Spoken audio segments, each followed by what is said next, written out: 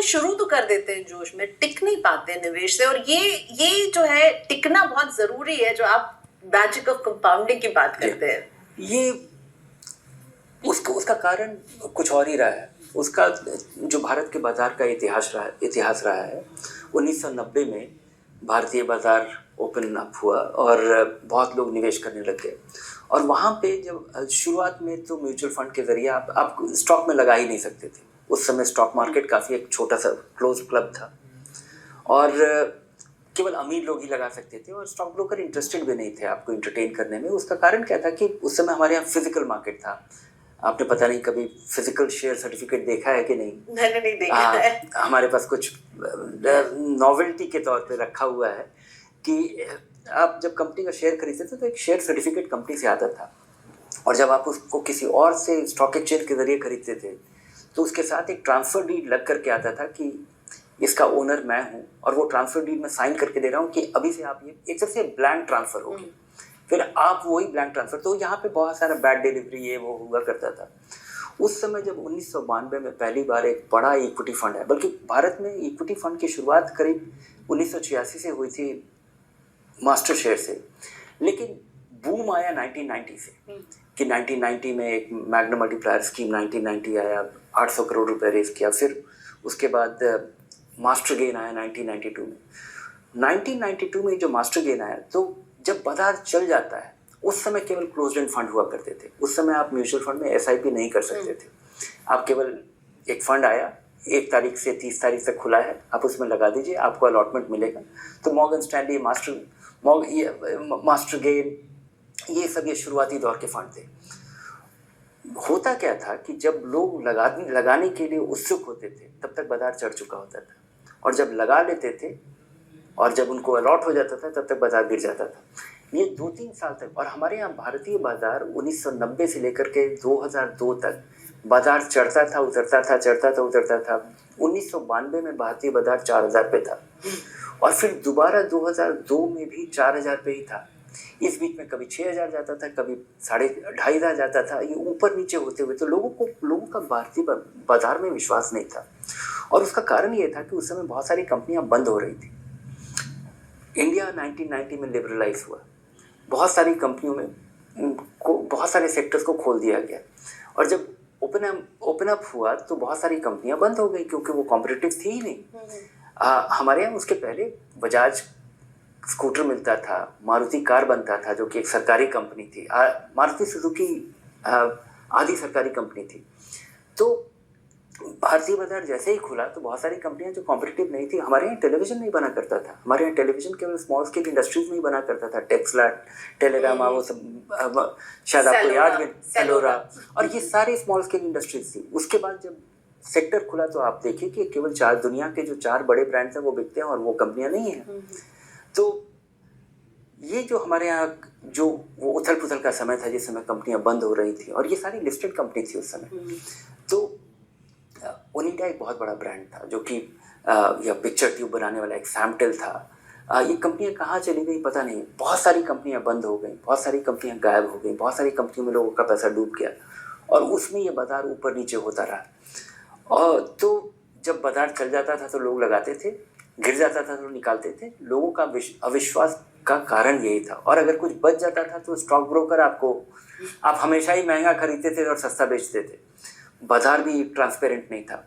भारतीय बाजार में 4-5 चीजें हुई कि डीमैटेरियलाइजेशन हुआ, म्यूचुअल फंड्स आए, ओपन एंड फंड्स आए, कंपनियों का जो भारतीय कंपनी बेईमानों का अड्डा हुआ करता था।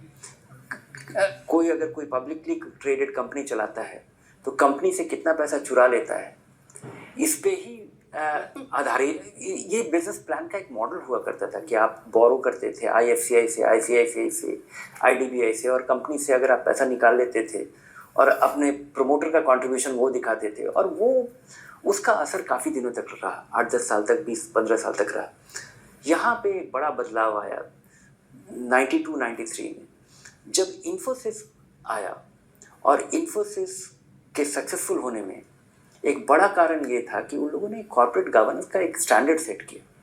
कॉर्पोरेट गवर्नेंस का शुरू में मुझे याद है कि 90 के दशक में स्टॉक ब्रोकर मुझे ये कहा करते थे कि ये देखिए ये कंपनी का दाम चढ़ रहा है, ये चल रहा है, और काफ़ी हद तक सच भी हो गया सत्यम के दिवालिया होने से, कि इन्फोसिस जो के पास ना तो कोई फैक्ट्री है, ना कोई प्लांट है, ना कोई, ये कंप्यूटर खरीदता है और लोगों को सर्विस प्रोवाइड करता है, ये चल पाएगा क्या? लोगों का एक सर्विस बिजनेस के स्केलिंग अप में विश्वास नहीं होना या ये लगना, और उसमें इन्फोसिस का ये डिमॉन्स्ट्रेट कर पाना कि आप पैसा अपने बिजनेस को स्केल अप कर पाते हैं एक टेक्नोलॉजी बिजनेस में, एक सर्विस बिजनेस में, और कॉर्पोरेट गवर्नेंस की वजह से लोगों का विश्वास जीत पाते हैं, और इस वजह से ये 8 लाख करोड़ की कंपनी हो जाती है। और 8 लाख करोड़ की कंपनी होने की वजह से इसका ये बाजार में प्रीमियम कमांड करता है, और प्रीमियम कमांड करने से लोग, बहुत सारे प्रोमोटर्स को ये लगा कि ईमानदारी भी फायदे का सौदा है। उसके पहले लोग, सारे प्रोमोटर्स का 2 कारोबार होता था कि आप एक कुछ बनाएंगे, कुछ बेचेंगे, और अगर बिक गया तो अच्छा है, नहीं तो कंपनी से हम तो पैसा निकाल लेंगे। तो वो जो अविश्वास है वो लोग विश्वास, अब आप देखिए कि जितनी भी कंपनी पिछले भारत में 20-30 साल में इस्टेब्लिश हो पाई हैं, जो बाजार में प्रीमियम कमांड करती हैं, कॉर्पोरेट गवर्नेंस, और उसमें सेबी तो 1990 में बनी थी, 92 में बनी। तो जो सेबी का जो रेगुलेशंस है, जो कंपनियों के लिए मैंडेटरी हो गया है, जो जिसको कंप्लाई करती हैं, वहाँ पे लोगों, कंपनियों का ट्रांसपेरेंट होना, माइनॉरिटी शेयर होल्डर्स को कायदे से डील करना, कंपनियों का इस तरह से कंडक्ट करना कि लोगों का विश्वास बन पाए, तो कंपनियों में बदलाव, इन्वेस्टर्स में बदलाव, इन्वेस्टर्स का सवाल पूछना, और इस वजह से बाजार में प्रीमियम कमांड करना, तो लोगों को लगा कि ये तो ईमानदारी ज़्यादा रिवॉर्डिंग है। उसके पहले लोगों को लगता था कि बेईमानी रिवॉर्डिंग है, अगर आप कंपनी से पैसा नहीं चुराते हैं तो आप कंपनी से पैसा बना ही नहीं पाते हैं। लेकिन अब आपको लगा कि अगर आप कंपनी से में पैसा मन लगा के कंपनी चलाते हैं, कंपनी बड़ी हो पाती है, लोगों का विश्वास बन पाता है, तो आपका प्राइस अर्निंग रेशियो 25 होगा, और लोग उस पर प्रीमियम देने को तैयार होंगे, जिस वजह से आपके होल्डिंग का वैल्यू बढ़ जाएगा, आपका नेटवर्थ बढ़ जाएगा। पहले ऐसा नहीं था, पहले हमारा बाजार बिल्कुल सट्टाबाज बाजार था, कभी बढ़ता था कभी घटता था, बढ़ाने के लिए आपको पर अब अगर सुधार आ भी गए हैं, इतनी ट्रांसपेरेंसी, आप कह रहे हैं हमारा रेगुलेटर जो है वो जिस तरह से म्यूचुअल फंड हो या स्टॉक मार्केट हो, वहाँ पर भी अब ट्रांसपेरेंसी ज़्यादा आई है, फिर भी लोग अपने निवेश से टिकते क्यों नहीं है? वो छोड़ क्यों देते हैं? मतलब 40 to 50% ऑफ द इन्वेस्टर्स। ये मैं आपको हिस्ट्री बता रहा था कि ये इसका परिप्रेक्ष्य ये है, इसका कॉन्टेक्स्ट ये है।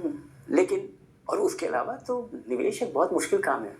आज निवेश करने के लिए ज़रूरी है कि आज आपको जो मन कर रहा है उस मन को मारिए और उस पैसे को लगाइए। तो इन्वेस्टमेंट आसान काम नहीं है, ये डेफरमेंट है अपने कंजम्पशन का। अगर आपके पास आज पैसा है और आप उसको कंज्यूम कर सकती हैं, तो और कोई आपको आके बोले कि, और एक इस पे एक हार्वर्ड में एक रिसर्च किया गया था